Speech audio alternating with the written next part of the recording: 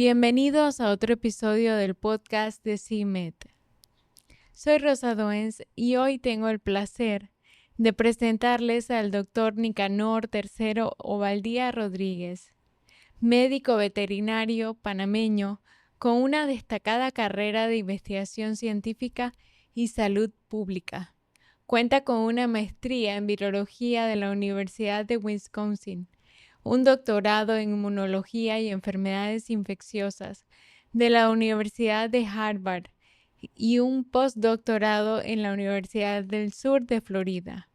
Su labor se ha enfocado en enfermedades parasitarias, virales y zoonóticas, como la malaria y la rabia, publicando más de 100 trabajos científicos.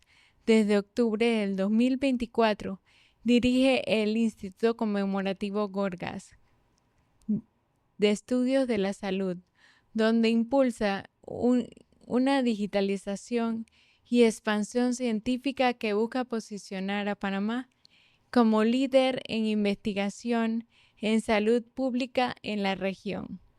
Bienvenido, doctor. Muchas gracias por estar aquí. Muchas gracias por la invitación.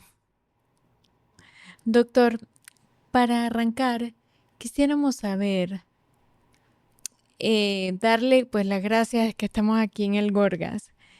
Y en su visión como el doctor de más de 3 décadas, ¿cómo describiría el impacto histórico del Instituto Gorgas en la salud pública de Panamá y la región? Sí, esa pregunta es muy interesante y muy importante porque recuerdo cuando el Instituto Gorgas pertenecía a los norteamericanos.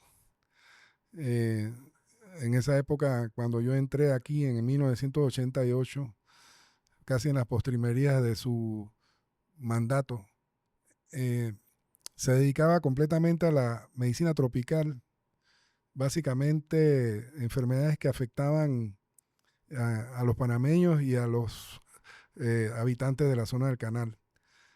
Su interés era más de tipo puntual, por ejemplo, enfermedades tales como la leishmaniasis, la malaria, el Chagas, y allí hicieron muchos avances en cuanto a la epidemiología y al diagnóstico. Anterior a eso, durante la época de 1928 hasta el 1988, se trabajó mucho en parasitología. Básicamente los directores anteriores, el doctor Darling, que fue su primer director, trabajó también en enfermedades tanto animales como humanas. El doctor Darling, que era el sanitarista de la zona del canal, por ejemplo, descubrió la tripanosomiasis equina, el Trypanosoma hipicum, de los mulas que utilizaba el ejército de Estados Unidos para su transporte de materiales de guerra. Todos estos hallazgos se hicieron básicamente en animales que prestaban servicio militar. Posteriormente también el doctor Darling y otros encontraron enfermedades de tipo parasitaria en la lechería de Corozal, donde actualmente se encuentra el Hospital Veterinario de Corozal. Allí había una lechería y los animales que traían de Estados Unidos se morían con la fiebre de garrapatas. Ellos se interesaron mucho en la fiebre de garrapatas porque también las garrapatas infectaban a los humanos con la fiebre de las montañas rocosas. Eh, Allí empieza una serie de estudios en otras áreas, por ejemplo, sanitarios de tipo alimentario, en la parte de inspección de carnes. También verificaban las plagas y en una ocasión aislaron el anthrax, por ejemplo, de los gallinazos. Eso causó otra área de investigación que tenía que ver con la zoonosis. En la zoonosis, por ejemplo, muchos soldados y habitantes de la República se infectaban por el agua con leptospirosis. También se hizo mucho trabajo con bacterias resistentes a los antibióticos. En esa época todavía los antibióticos no existían, porque los antibióticos se descubren prácticamente antes de la Segunda Guerra Mundial. Y en los años 30 todavía no se utilizaban en la cantidad, y se hacía más, era quimioterapia, se usaban las sulfas, etc. Esa fue una época, digamos, de oro que trabajó la medicina tropical. Posteriormente, este instituto hizo estudios de virus muy importantes con los arbovirus, virus transmitidos por artrópodos, entre los cuales se encuentra la encefalitis equina, venezolana, la encefalitis equina del este y otros virus que son zoonosis, pero se encuentran en la selva. Ahí intervinieron muchos investigadores y algunos panameños que llegaron a ser inclusive directores del instituto por parte de Panamá. El primer director del instituto panameño en la época norteamericana fue Pedro Galindo. Galindo hizo estudios de arboviruses en toda la República y en Latinoamérica, siendo destacado a nivel mundial también. En la época previa cuando Panamá toma el control del laboratorio, que pasa al Ministerio de Salud, entonces se diversifica la investigación. Se hacen investigaciones no solo en la parte de enfermedades transmisibles, sino enfermedades no transmisibles. Sí, las transmisibles, que pueden ser zoonosis o transmitidas de humano a humano, pero las no transmisibles, que son, por ejemplo, la que discutíamos hace poco fuera de cámara, que son las enfermedades crónicas, tipo diabetes y este tipo de otras enfermedades, que son las que actualmente se está haciendo más énfasis en el estudio, porque afectan a la población en una gran prevalencia y llevan a problemas de salud de otro tipo, por ejemplo, fallas renales, problemas de infartos cardíacos, etc. Otra área que también estamos trabajando actualmente son el cáncer, los tumores.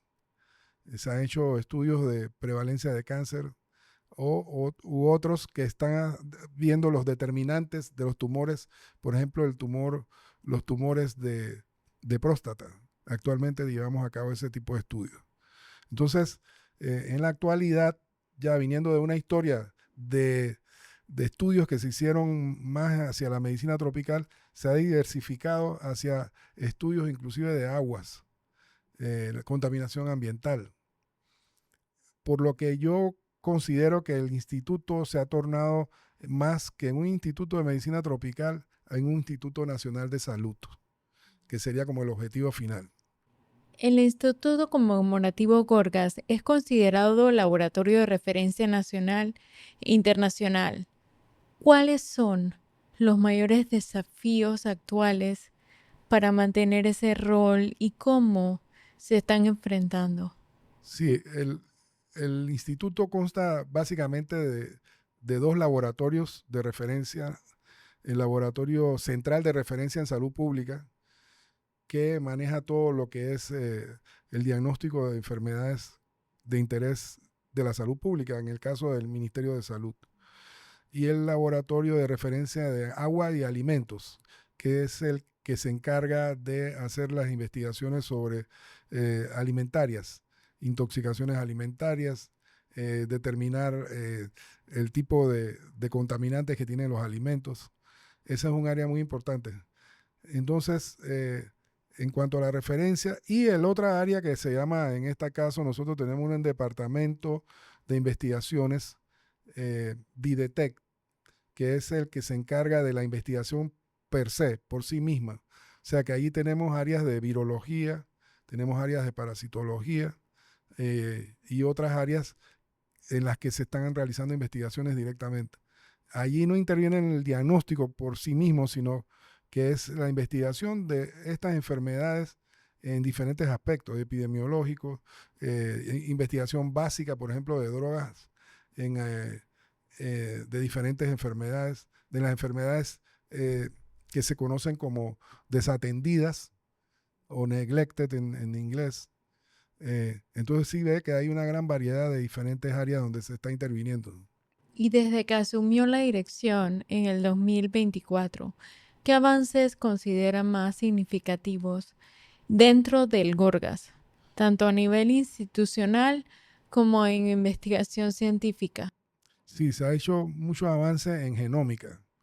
Y en la genómica, porque desde la pandemia, cuando vimos el problema de la pandemia, lo complicado que era y el problema de desabastecimiento de reactivos, etcétera, se han buscado maneras más eficientes de hacer diagnóstico. Por ejemplo, eh, hay, hay una tecnología nueva de la genómica que, que usa la genómica de forma de detectar las enfermedades antes de que ocurran en la población, en el sentido de que esta tecnología es capaz de detectar patógenos en aguas residuales, por ejemplo.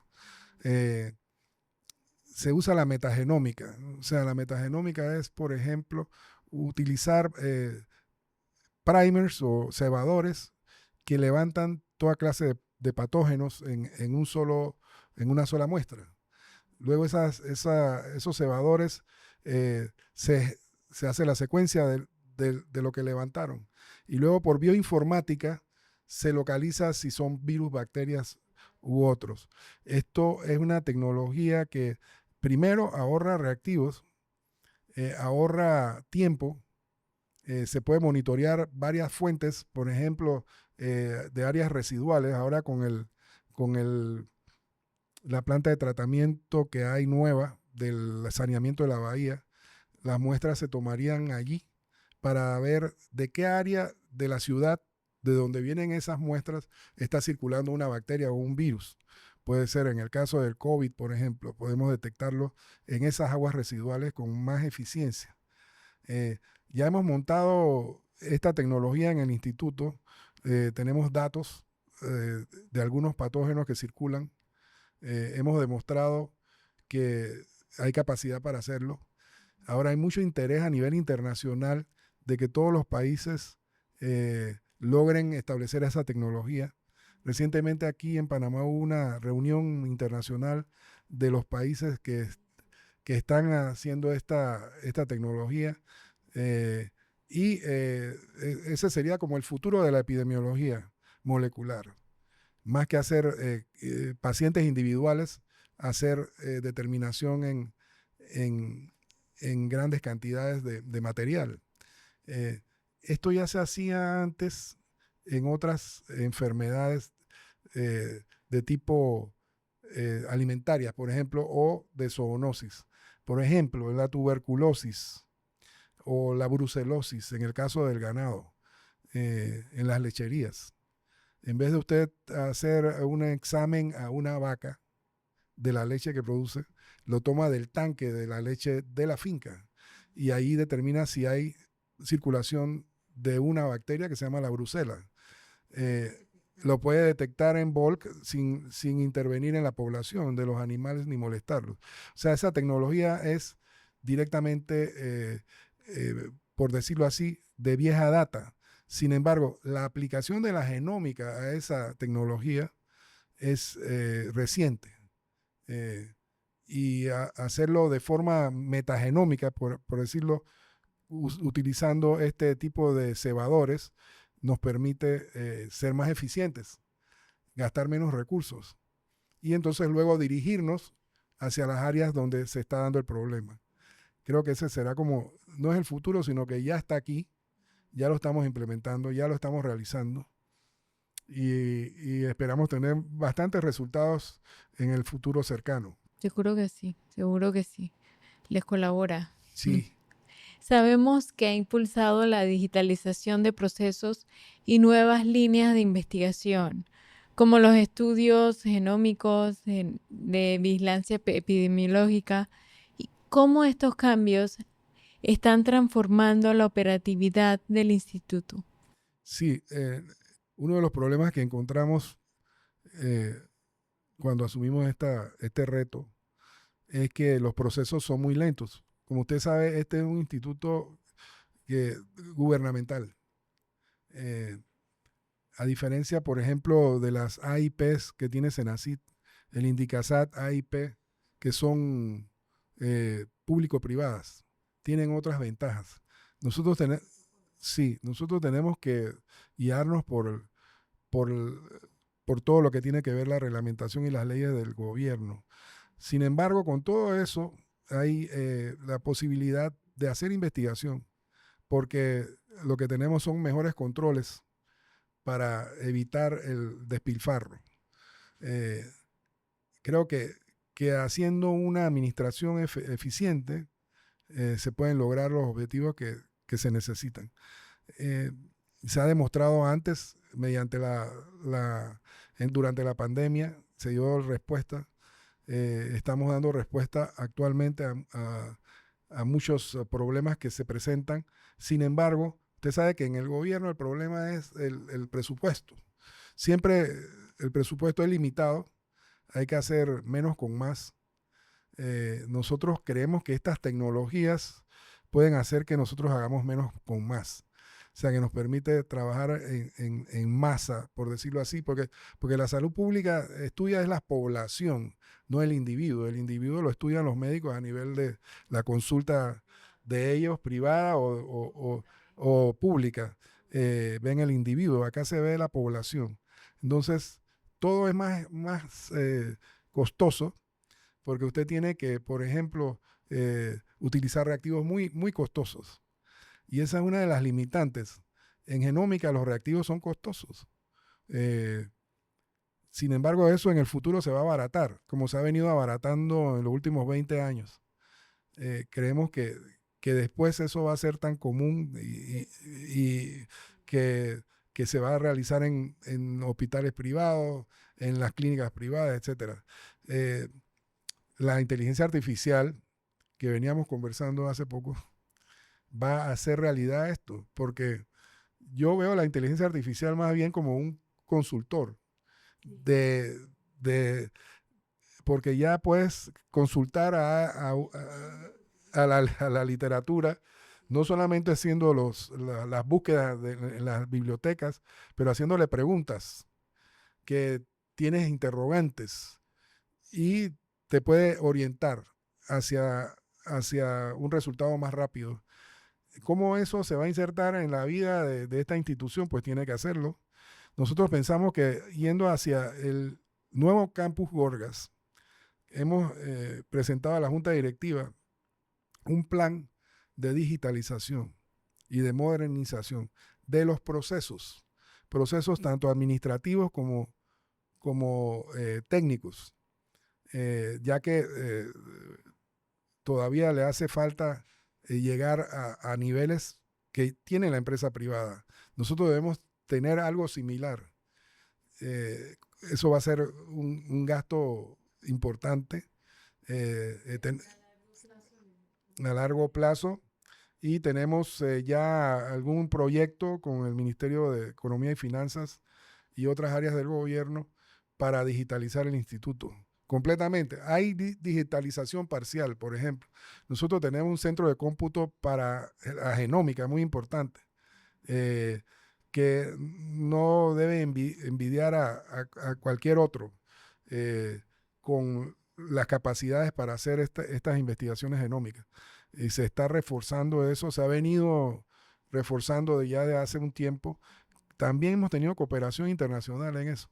Por ejemplo, la Agencia de Cooperación Japonesa ha sido instrumental, no solamente en Panamá, sino a nivel latinoamericano, de establecer estas tecnologías con entrenamiento de los técnicos, con equipamiento.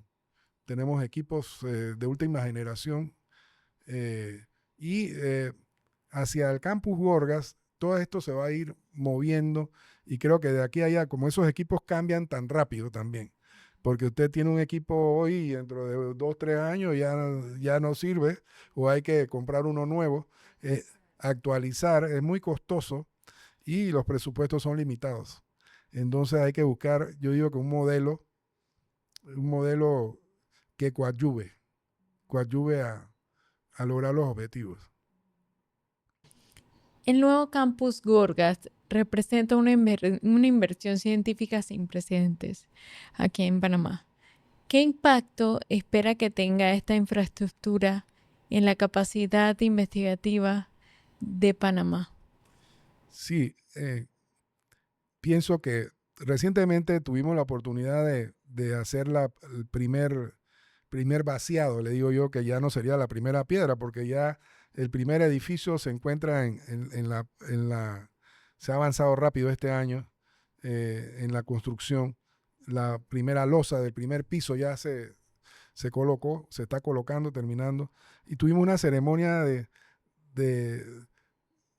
que estaba pendiente, que le llamamos el primer vaciado, primera piedra. Invitamos a todas las personalidades, embajadores, eh, colaboradores, gente que ha apoyado al instituto, las agencias internacionales y el ministro de Salud, que es el presidente de la Junta Directiva, el doctor Fernando Boyd Galindo, entre otros ministros. Eh, y ahí conversábamos ya sobre el campo de estos 6 edificios. Son 6 edificios que tienen capacidad para investigación importante. Los primeros 2 edificios que se están construyendo actualmente, que se espera que estén listos para el final del 2027, con una inversión del Banco Centroamericano de Inversión Económica, un préstamo que se le hizo al Ministerio de Economía y Finanzas para este propósito, que ya esto lleva cierto tiempo. Estamos más o menos en el año cuarto de este proyecto. Va a facilitar 3 cosas, ¿no? Primero, la administración. Todo va a ser más moderno. Va a estar computarizada. Segundo, los laboratorios de investigación van a tener todo lo último en tecnología, tanto infraestructura del mismo laboratorio, las cámaras de seguridad, etcétera, y los equipos. Y tercero, va a tener un área de seguridad nivel 3, BSL3, que el BSL3 es un nivel de seguridad alta para trabajar con patógenos respiratorios, que usted como, por ejemplo, está manipulando COVID o está manipulando influenza, se puede contaminar cuando lo está cultivando. Esto tiene barreras físicas, filtros especiales, presiones negativas. Es como decir una sala de cirugía con circulación al revés. Las salas de cirugía tienen presión positiva, el aire sale hacia el pasillo. Acá la presión negativa es nada sale hacia el pasillo, todo queda hacia adentro y se filtra por unos filtros de alta eficiencia de partículas, HEPA filters. Esto es costoso porque los HEPA filters son caros, pero va a tener 60 metros cuadrados, a diferencia de lo que tenemos ahora, que creo que son como 10 metros cuadrados. O sea que va a tener capacidad 6 veces mayor de lo que tenemos. Eso implica 6 veces más gastos, pero va a estar preparado para una futura pandemia. Entonces, va a ser probablemente el primero de Centroamérica con esa capacidad, la capacidad de BSL3. También va a tener laboratorios BSL2, o sea, un nivel más abajo, que tienen presión negativa solamente, no tienen filtros EPA, para trabajar los otros patógenos menos contaminantes. Va a tener una planta de tratamiento de aguas residuales que tiene que ver con las aguas residuales que salen de los laboratorios, para que no se descarguen sin tratar, van a estar tratadas, descontaminadas. Sistema de descontaminación de instrumentos, de equipos.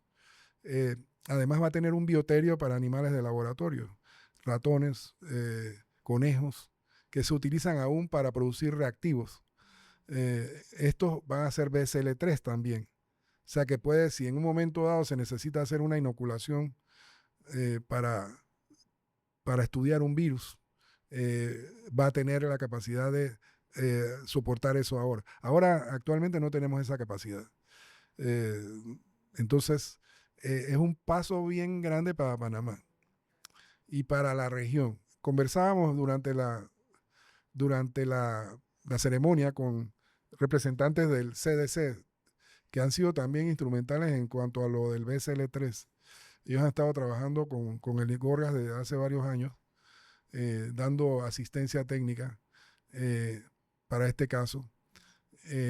Y ellos están encantados de que Panamá vaya a ser un centro regional, porque ya, por ejemplo, hemos obtenido recientemente el grado de centro regional en genómica de la OPS, de la Organización Mundial de la Salud.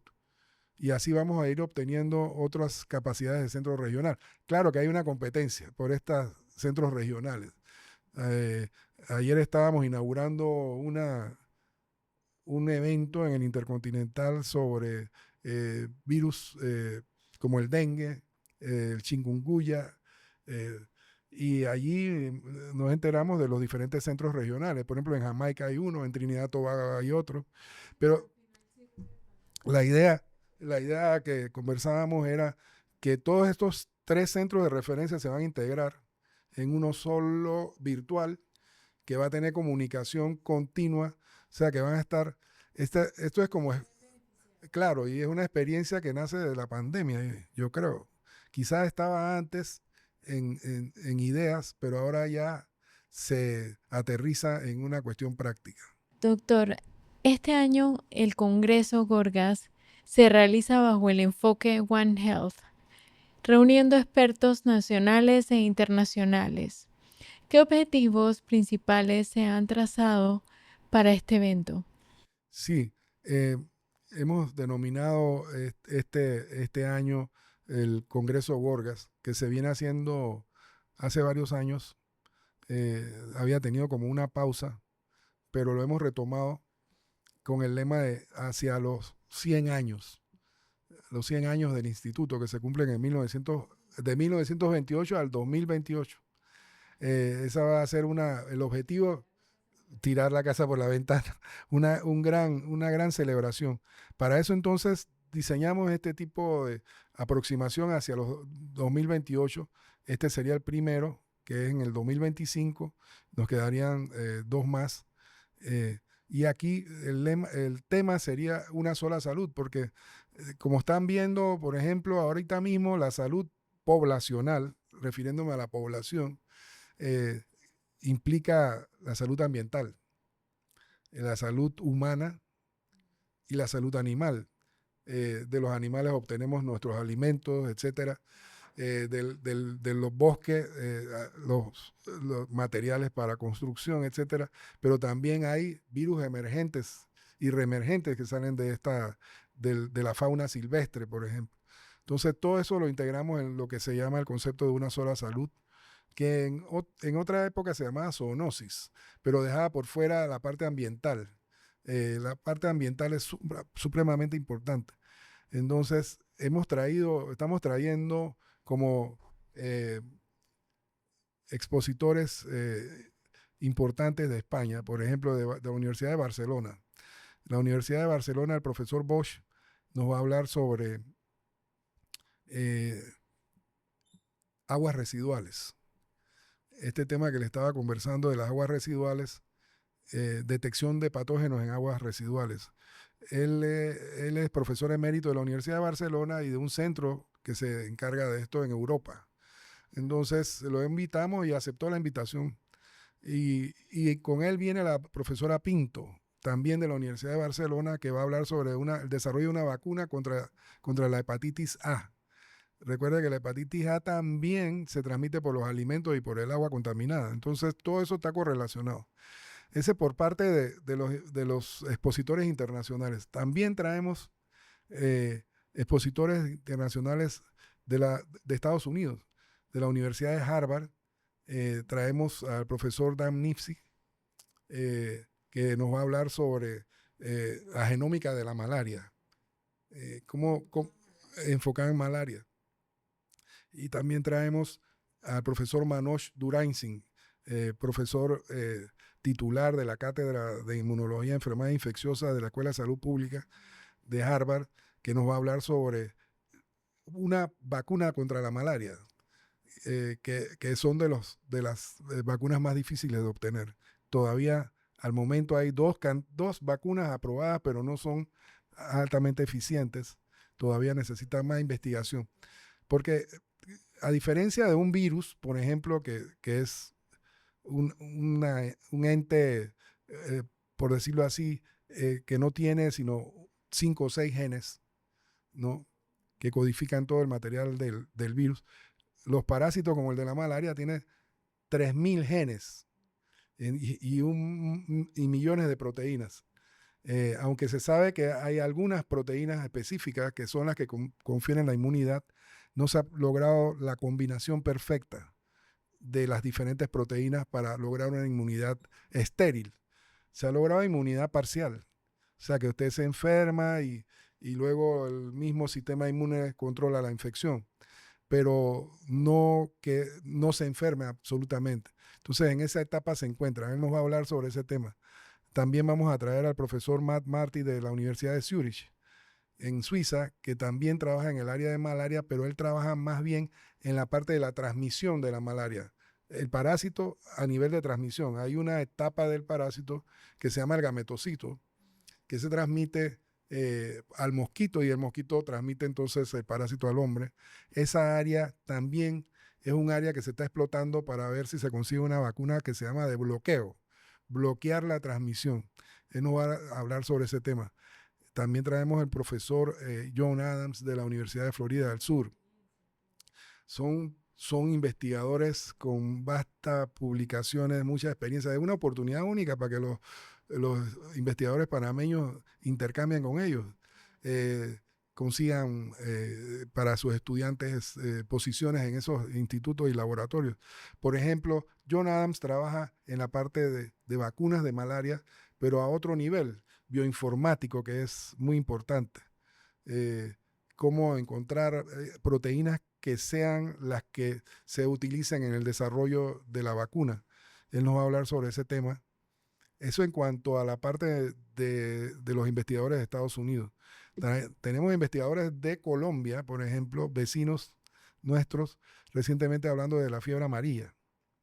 Estuvimos en Medellín hace poco y los invitamos porque la fiebre amarilla se mueve de Brasil hacia el norte, avanza por Colombia y de repente Panamá está en la línea de avance y la directora general del Instituto Nacional de Salud de Colombia nos va a hablar sobre la experiencia de ellos en el brote de fiebre amarilla que ocurrió recientemente en Colombia, en el área del Tolima, cuyo temor principal es que se conviertan en urbana debido a la baja tasa de vacunación. En Panamá tenemos una tasa de vacunación en fiebre amarilla importante en la región este, pero no hay que descuidar porque el resto de la población está quizá con baja cobertura de vacunación. Que esa vacuna no se le provee a toda la población, sino al que la necesita, que vaya a lugares donde se puede contaminar. Esa es otra de las áreas. El profesor Vladimir Corredor de la Universidad Nacional de Colombia en Bogotá, de la Facultad de Medicina, nos viene a hablar sobre genómica de la malaria en Colombia, por ejemplo. Entonces estamos reuniendo, además, en un congreso satélite, patrocinado por el MIT, el Instituto de Tecnología de Massachusetts, con el profesor Dan Nifty y Vladimir Corredor, que son los que están liderando eso. Un grupo de 50 expertos van a venir al Hotel de Gamboa a hablar sobre genómica de la malaria.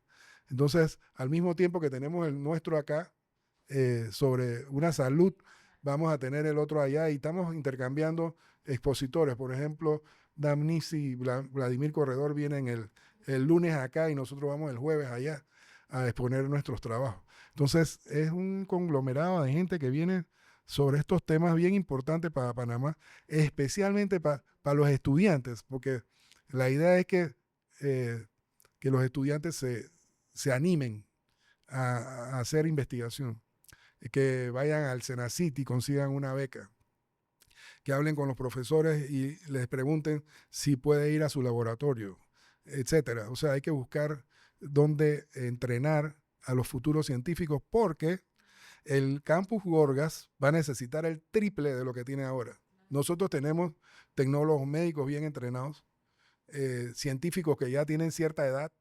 Por ejemplo, yo que tengo tantos años de estar aquí, pronto entraré en retiro, pero las nuevas generaciones tienen que ir formándose y conseguir el objetivo de muchos soñadores, ¿no? Porque ha habido muchos soñadores en esto, tanto en la Asociación Panameña para el Avance de las Ciencias, muchos que han estado antes que nosotros, eh, de convertir a Panamá en un hub de la ciencia. Pero eso implica mucha inversión. Entonces, tanto en dinero como en capacidad de los estudiantes y los científicos. Entonces, por otro lado, sí, bueno, no comenzando, yo creo que estamos en una parte media, ¿no? Falta un empujón. Por otro lado, también tenemos otros investigadores nacionales muy importantes. Los investigadores nacionales son eh, del instituto. Nuestros investigadores van a presentar sus trabajos en la modalidad de charlas y de posters, de carteles. Tenemos alrededor de 65 carteles que vienen de diferentes universidades, la Universidad de Panamá, la Universidad Latina. O sea, hemos estado divulgando y hemos quedado sorprendidos porque hay una avidez por este tipo de congresos y queremos seguir impulsándolo. Esa ha sido como una de las metas que yo me he propuesto durante mi gestión, que es darle más impulso a la parte de divulgación, divulgación de la ciencia, que el pueblo panameño conozca que hay científicos panameños que están formándose, otros que ya fueron formados y que anterior a ellos hubieron otros que quizás no los conocieron, pero que fueron supremamente importantes y que no se olvidan y que nosotros los recordamos con mucho cariño y que estamos haciéndolo por ellos y que todo este esfuerzo de un equipo de aquí del Instituto de Relaciones Públicas muy importante que se ha agarrado a esto como un reto y hemos con poca presupuesto hemos logrado ya tener la parte del programa científico terminado, a un mes prácticamente del Congreso, terminado, confirmado. Es un éxito ya. Qué bueno. Yo de verdad que le deseo mucho éxito en todos los planes que tiene, porque de verdad que estoy segura que va a ser bastante beneficioso para aquí, para muchas partes de la región. Y de verdad que gracias también por abrirnos las puertas en el Instituto Gorgas para que nos converse y podamos intercambiar esa información, que estoy segura que es importante para muchos. Y le deseo de verdad mucho éxito. Muchísimas gracias. Sí, bueno, yo les agradezco que hayan tenido esta deferencia para con nosotros y exhorto a los estudiantes, los profesionales. Tenemos toda clase de conferencias que aunque, por ejemplo, uno crea que no es parte de su área, es muy interesante saber todo sobre el agua, la contaminación. Muy interesante saber todo sobre, por ejemplo, vacunas. Y muy interesante sobre todo saber sobre parásitos que creíamos eliminados y que no, todavía andan circulando por ahí. Eh, que es una guerra constante contra los parásitos. Inclusive se me olvidaban las garrapatas. Tenemos un simposio sobre garrapatas, enfermedades transmitidas por garrapatas, que han sido las que ocasionan fiebres, la fiebre manchada, de las montañas rocosas, todo eso lo tenemos aquí. Hay casos esporádicos, pero es interesante oír sobre el tema, que han hecho los investigadores panameños, los del instituto sobre ese tema. Vienen investigadores de Chiriquí, por ejemplo. También tenemos investigadores de, de las provincias centrales y de Darién, que van a estar participando. Entonces los invitamos a todos a que vengan el 11 al 13 de agosto a nuestro congreso que se va a estar desarrollando en un hotel de la localidad. Pueden accesar nuestra página web www.gorgas.gov.pa, donde está toda la información del congreso y del programa científico. Excelente. Muchísimas gracias, doctor. Gracias. Muchas gracias a ustedes.